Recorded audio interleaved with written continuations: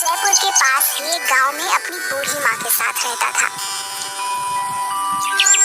वो छोटी छोटी मूर्तियां और खिलौने बेचकर अपना घर चलाता था।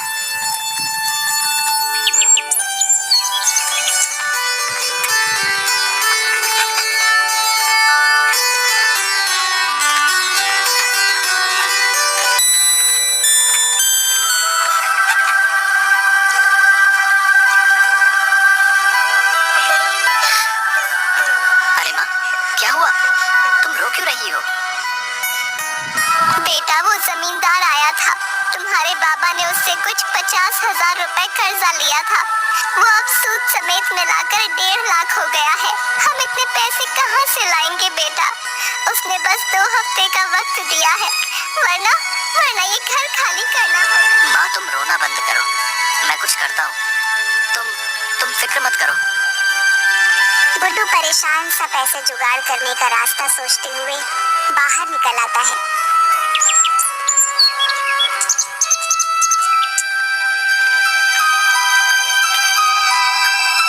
तभी घूमते हुए उसकी नजर एक बड़े से पोस्टर पर पड़ती है।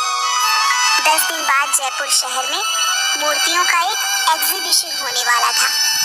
उसे एक उम्मीद की किरण नजर आई।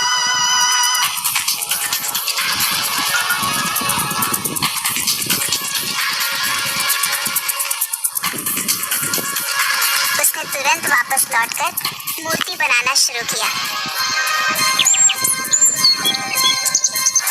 और 9 दिन की मेहनत के बाद 10वें दिन मूर्ति लेकर एग्जीबिशन में पहुंच गया।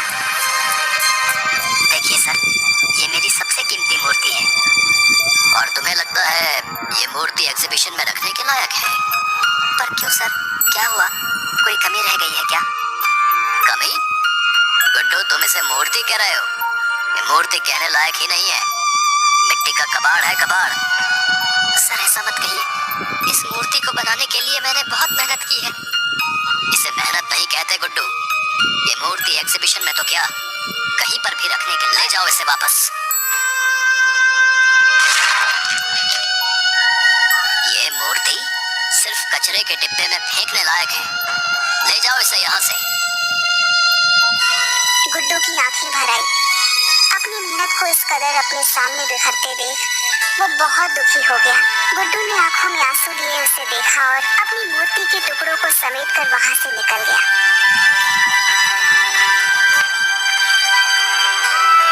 उसके जाने के बाद करण शिंदे खुद से ही बात करने लगता है। सबने हैसियत देखकर, और तुम्हारी इतनी हैसियत नहीं कि तुम इस एग्जीबिशन में अपनी मूर्ति रखो, समझे?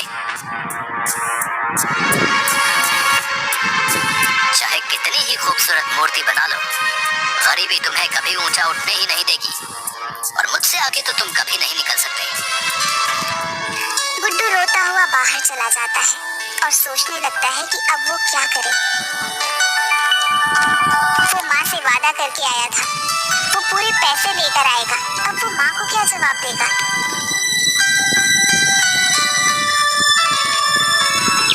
कोई फायदा नहीं हुआ इतनी मेहनत करने का, सब बर्बाद हो गया। मेरी महीनों की मेहनत बिखर गई। वो उस टूटी हुई मूर्ति को गुस्से से वहीं पर फेंक देता है और वहां से आगे बढ़ जाता है। पर कुछ दूर जाने के बाद ही वो वापस पलट कर देखता है। उसे अपनी मूर्ति से बहुत प्यार है, जैसे उसका ही हिस्सा हो। वो ऐसे कैसे उसे फेंक सकता है? चाहे जो भी हो, चाहे मैं कितनी ही बार असफल रहूं, पर मेरी मूर्तियां मैं नहीं फेंक सकता। एक दिन यही मुझे कामयाब बनाएंगे। गुड्डू ऐसे ही इस मूर्ति को लेकर वहां से निकल जाता है। शाम हो चुकी थी। वो दूसरे शहर से यहाँ आया होता है, इसलिए फिलहाल उसके पास रहने का कोई ठिकाना नहीं होता।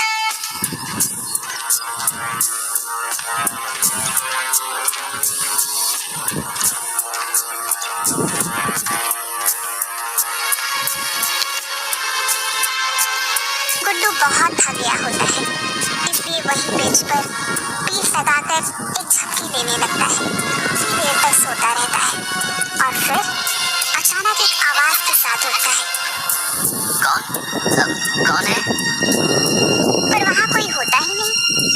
अचानक गुड्डू की आंखें हैरान से बड़ी हो जाती हैं जब वह अपने सामने अपनी मूर्ति को देखता है। ये मूर्ति तो टूट गई थी, ये वापस ठीक कैसे हो गई? वो मूर्ति के पास जाता है और उसे छूकर देखता है। ये तो सच में पूरी हो गई। और ये हुआ कैसे? ये तो पूरी टूट गई थी। गुड्डू अच्छे से ऊपर से नीचे तक आगे से पीछे घूमकर उस मूर्ति को देखता है और फिर अचानक खुशी से उसकी आंखें चमक जाती है। ये तो चमत्कार हो गया, मेरी मूर्ति ठीक हो गई, मेरी मूर्ति। गुड्डू खुश होते हुए उस मूर्ति को गले से लगा लेता है।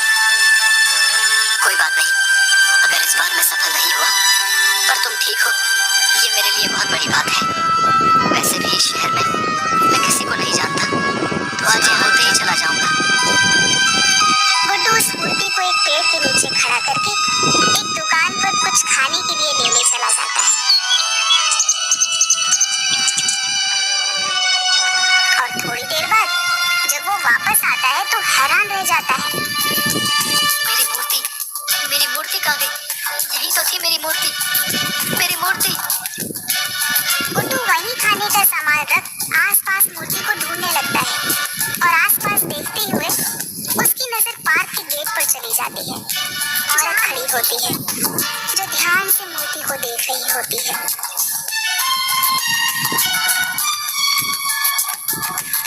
कौन हो तुम और मेरी मूर्ति को कहाँ लेकर जा रही हो? ये आपकी मूर्ति है? हाँ, ये मेरी मूर्ति है और तुम इसे चुरा कर ले जा रही थी। नहीं नहीं, मैं तो यहाँ से गुजर रही थी और इस मूर्ति को यहाँ देखा तो बस रुक गई। मेरा नाम मधु है। झूठ ऐसा बोलो जो पकड़ा ना जाए। ये मूर्ति मैंने पेड़ के नीचे रखी थी। पर मैंने तो इसे यहीं देखा, ये यहीं पर थी। गुड्डू उसे घूरने लगता है। भला मूर्ति खुद तो चल कर आई नहीं है, कोई इसे यहाँ लाया ही हो। मुझे नहीं पता, पर आपकी ये मूर्ति बेहद खूबसूरत है। आपने खुद बनाई है? हाँ, मैंने बनाई है, पर कोई मतलब नहीं है। मतलब क्यों नहीं? कितनी खूबसूरत मूर्ति है ये। ऐसी और भी होंगी, आप इन्हें एग्जीबिशन में क्यों नहीं रखते? कौन रखेगा मेरी मूर्ति को एग्जीबिशन में? वहाँ तो बड़े बड़े लोगों के राज हैं और मैं ठहरा छोटा सा मूर्तिकार। अरे, इसमें छोटे बड़े की बात कहाँ से आई? बात तो तुम्हारे जादू की है। कितनी खूबसूरत हुनरमंद हो। तुम्हारे हुनर में ऐसा जादू है कि मूर्ति बिल्कुल जीवित नजर आती है। हुनरमंद होने का क्या फायदा जब मैं कुछ कर ही नहीं सकता? हम गरीबों की मदद कौन करेगा? ऐसा क्यों बोल रही हो? अगर तुम बुरा ना मानो तो मैं कल होने वाले एग्जीबिशन में तुम्हारी मूर्ति को रखवाना चाहती हूँ। कल वाले एग्जीबिशन में? पर कैसे? कौन है आप? मधु ने उस मूर्ति को देखा और कुछ सोचने लगी। मैं एक मूर्तिकार हूँ, सिर्फ मूर्तियों की भावनाओं को भी समझती हूँ और कल ये मूर्ति एग्जीबिशन में जरूर रखी जाएगी।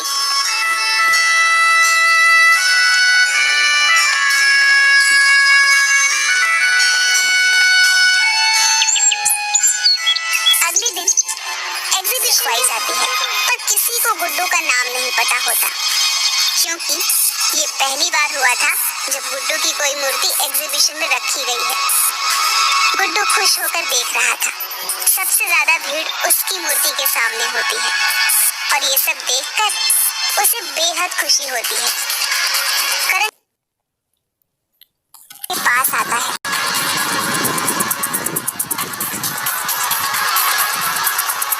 तुमसे कहा था ना, तुम एग्जीबिशन में मूर्ति नहीं रख सकते। फिर किसने रखवाई ये मूर्ति? आपने तो तोड़ ही दी थी, और शायद आज मेरा यहाँ आना लिखा था। मेरी मूर्ति ठीक भी हो गई और मधु जी ने मेरी मूर्ति एग्जीबिशन में रखवा भी दी। मधु, ये कौन है? एक नए एग्जीबिशन में है वो, शायद उनकी मूर्तियाँ भी हैं। यहाँ मधु नाम की कोई मूर्तिकारा नहीं है और ना ही उसकी कोई मूर्ति है। गुड्डू उसकी बात सुन हैरान रह जाता है। वो इधर उधर देखता है पर मधु उसे कहीं नहीं दिखती। वो सारी मूर्तियों को कहीं पर भी मधु की मूर्ति नहीं मिलती। ये सब क्या हो रहा है? मधु नाम की कोई इंसान नहीं। फिर वो कौन थी जो कल मुझे मिली थी, जिसने आपने मेरी मूर्ति यहाँ प्रदर्शनी में रखवाई? गुड्डू परेशान सा यहाँ वहाँ देख रहा था। तभी अचानक उसकी नजर अपनी मूर्ति पर चली गई। मुस्कुराता हुआ चेहरा देख गुड्डू को याद आने लगा।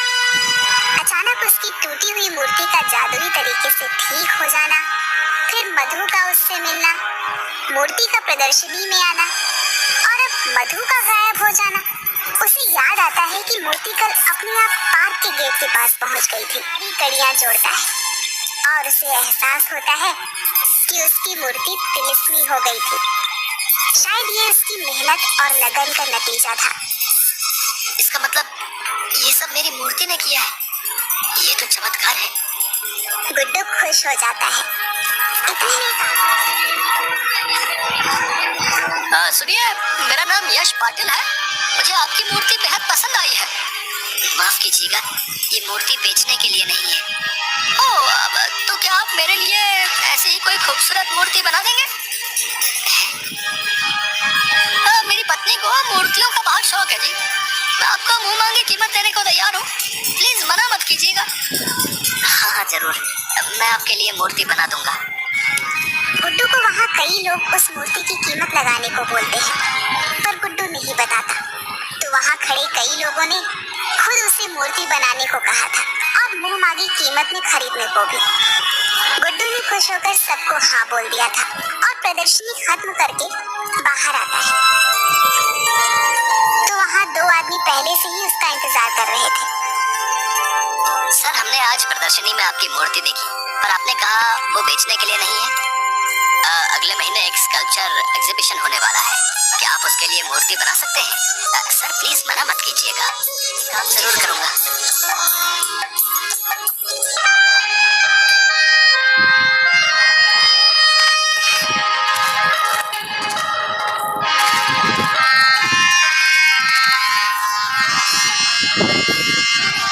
उसे यकीन हो गया था कि ये सब उसकी मूर्ति ने किया है।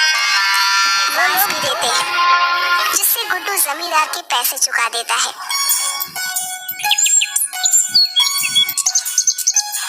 गुड्डू की बनाई मूर्ति इस एग्जीबिशन में सबसे महंगी बिकी और गुड्डू जानता था इस कामयाबी में उसकी जादुई तिलिस्मी, जिसकी वजह से वह इतना आगे बढ़ पाया है। उसने आज तक उस मूर्ति को कभी किसी को नहीं बेचा।